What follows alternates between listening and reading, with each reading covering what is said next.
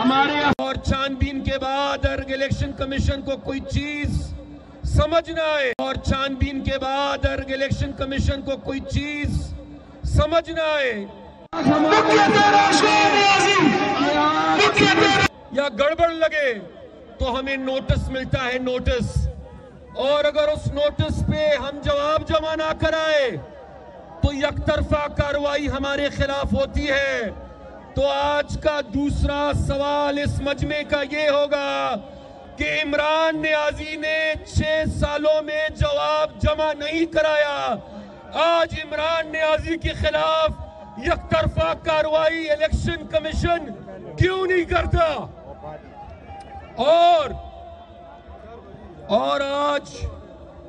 आज मैं जीआईटी की बात जरूर करूंगा।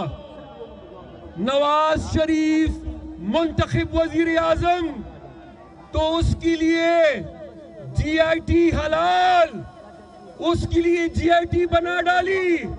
और आज सिलेक्टेड वजीर आजम के लिए जीआईटी नहीं बनाई जा रही, नहीं बनाई जा रही। आज इससे पहले जब एक मुंतखब वजीर आजम का केस सुना जा रहा था तो सुप्रीम कोर्ट के जज को निगरान मुकर्रर करके एहतसाब अदालत को 6 महीने का वक्त दिया गया।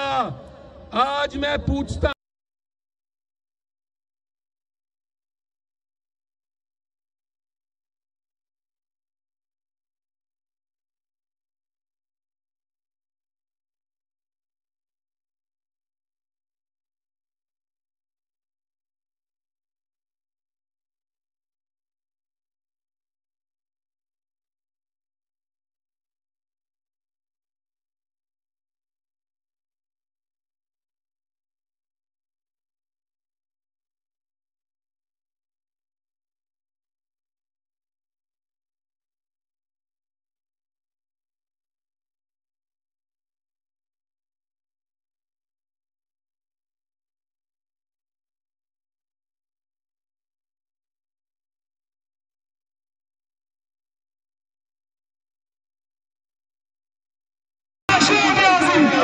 माइक चेक, बिस्मिल्लाह।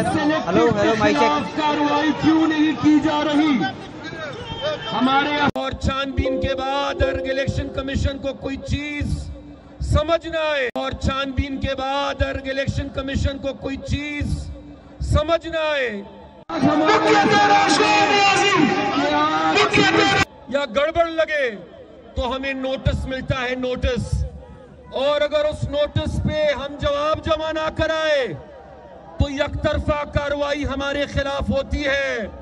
तो आज का दूसरा सवाल इस मजमे का ये होगा कि इमरान नियाजी ने 6 सालों में जवाब जमा नहीं कराया।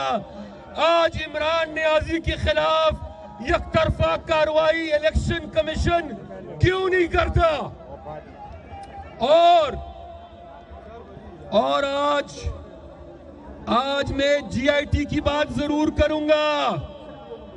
नवाज शरीफ मुंतखब वजीर आजम, तो उसके लिए जीआईटी हलाल, उसके लिए जीआईटी बना डाली।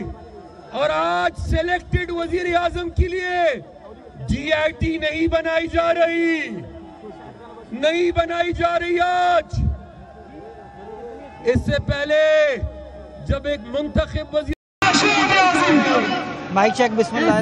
Hello mic check. कार्रवाई क्यों नहीं की जा रही? हमारे और छानबीन के बाद अगर इलेक्शन कमीशन को कोई चीज समझ न आए और